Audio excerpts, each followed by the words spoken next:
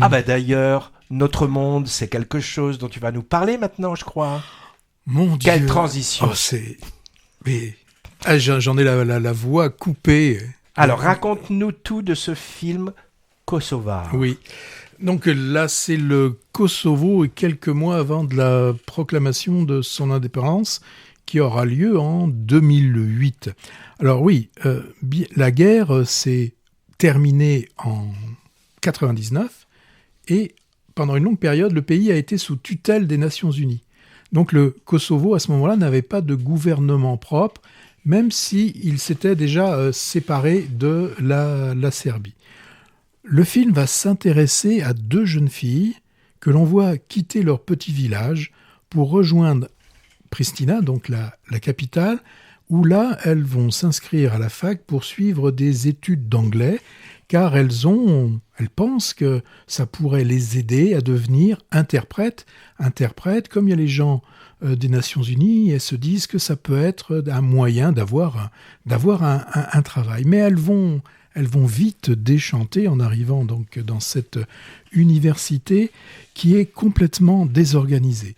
Il y a une absence de profs et on nous explique que même les premières années se déroulent plutôt sur 2 ans s'ils veulent arriver à pouvoir intégrer et suivre le programme de cette première année. Les deux s'appellent Zoé et Volta, donc nos deux héroïnes. Bon, c'est pas des Thelma et Louise, hein, mais elles quittent aussi, ça c'est important, elles quittent leur campagne en voiture, hein, une voiture un peu déglinguée, mais par rapport à tous les autres étudiants, d'avoir une voiture, mais c'est quasiment un objet de luxe et surtout un objet de liberté hein, qui leur permet d'aller là où elles veulent, alors que d'autres sont obligés de monter sur leur motobécane, hein, sur leur mobilette.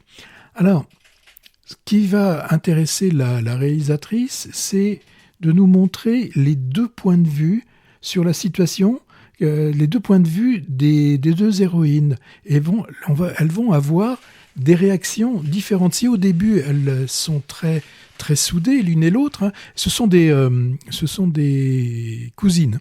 D'ailleurs, on voit au début du film des films Super 8 où elles sont censées être filmées, ces deux merveilleuses petites filles. Alors donc oui, deux visions.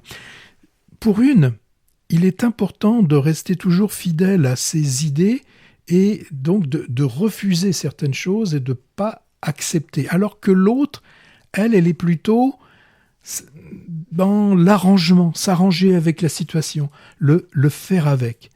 Alors, vous me direz qui a raison, qui a tort, et c'est peut-être dans le film, j'ai retenu le dialogue, il y a un bistrotier qui dit « Ce qui compte, ce ne sont pas les choix que l'on fait, ce qui compte, c'est d'assumer les choix que l'on fait. » Et c'est assez juste ce que dit ce bistrotier qui en a vu, puisqu'il nous raconte, à un moment donné, on comprend, il souffre d'une jambe, c'est une jambe qu'il a à moitié perdue à la guerre.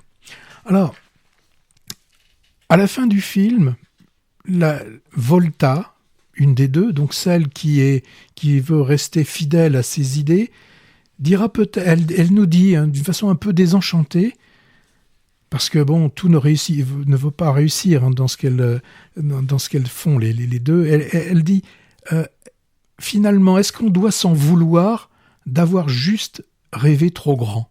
Voilà leur seul, on va pas aller à ça un défaut, mais voilà elles arrivent à se reprocher le fait d'avoir des rêves. Bien évidemment, aucun rêve n'est trop grand. Dans ce film aussi, ce que l'on voit, c'est la différence entre deux générations.